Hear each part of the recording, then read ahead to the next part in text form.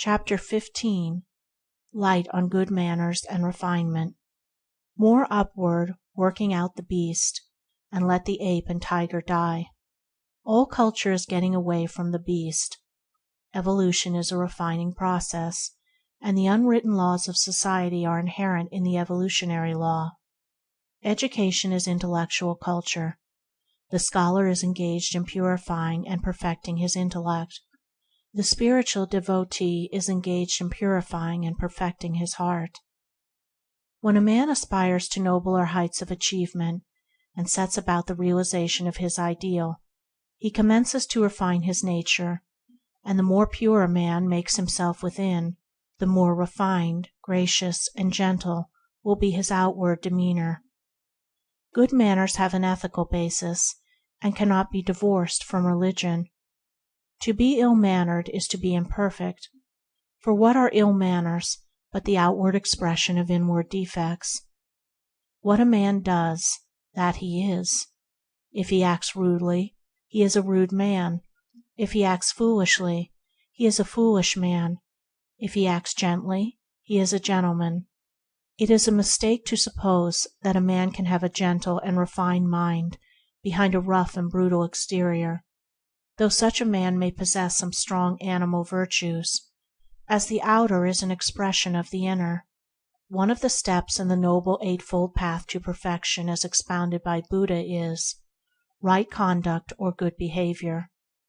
It should be plain to all that the man who has not yet learned how to conduct himself toward others in a kindly, gracious, and unselfish spirit has not entered the pathway of the holy life. If a man refines his heart, he will refine his behavior. If he refines his behavior, it will help him to refine his heart.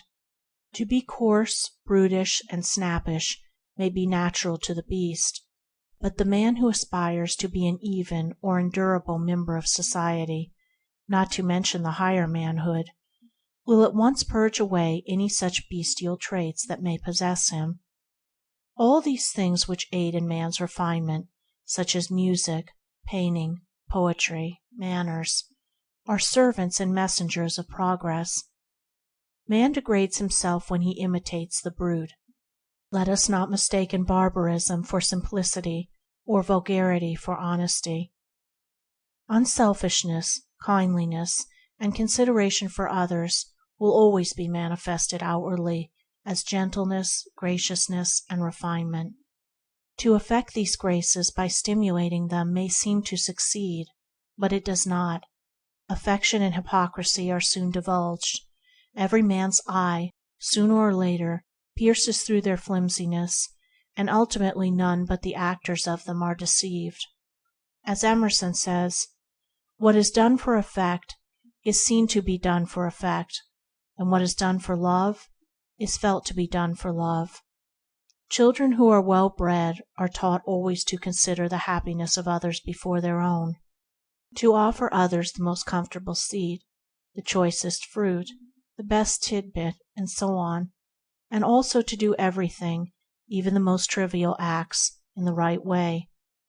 And these two things, unselfishness and right action, are at the basis not only of good manners, but of all ethics, religion, and true living. They represent power and skill. The selfish man is weak and unskillful in his actions. Unselfishness is the right way of thinking. Good manners are the right way of acting. As Emerson again says, "There is always a way of doing everything, if it be to boil an egg. Manners are the happy way of doing things right." It is a frequent error among men to imagine that the higher life is an ideal, something quite above and apart from the common details of life, and that to neglect these or to perform them in a slovenly manner is an indication that the mind is preoccupied on higher things, whereas it is an indication that the mind is becoming inexact, dreamy, and weak, instead of exact, wide awake, and strong. No matter how apparently trivial the thing is which has to be done, there is a right way of doing it, and to do it in the right way saves friction, time, and trouble, conserves power, and develops grace, skill, and happiness. The artisan has a variety of tools with which to ply his particular craft, and is taught, and also finds by experience, that each tool must be applied to its special use, and never under any circumstances must one tool be made to do the service for another. By using every tool in its proper place and the right way, the maximum of dexterity and power is attained. Should a boy learning a trade refuse instruction and persist in using the tools in his own way, making one tool do service for another, he would never become anything better than a clumsy bungler, and would be a failure in his trade. It is the same throughout the whole life. If a man opens himself to receive instruction, and studies how to do everything rightly and lawfully, he becomes a strong, skillful, and wise master of himself, his thoughts and actions. But if he persists in following his momentary impulses, and doing everything as he feels prompted, not exercising thoughtfulness, and rejecting instruction, such a man will attain to nothing better than a slovenly and bungling life. Confucius paid the strictest attention to dress, eating, deportment, passing speech, to all the so-called trivialities of life, as well as to the momentous affairs of state and the lofty moral principles which he expounded. He taught his disciples that it is a sign of a vulgar and foolish mind to regard anything as trivial that is necessary to be done, that the wise man pays attention to all his duties, and does everything wisely, thoughtfully, and rightly.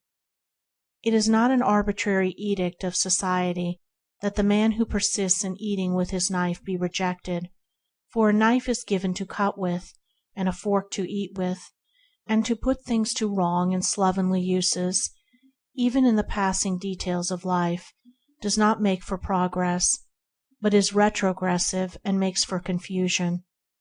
It is not a despotic condition in the law of things that so long as a man persists in thinking and acting unkindly toward others, he shall be shut out from heaven.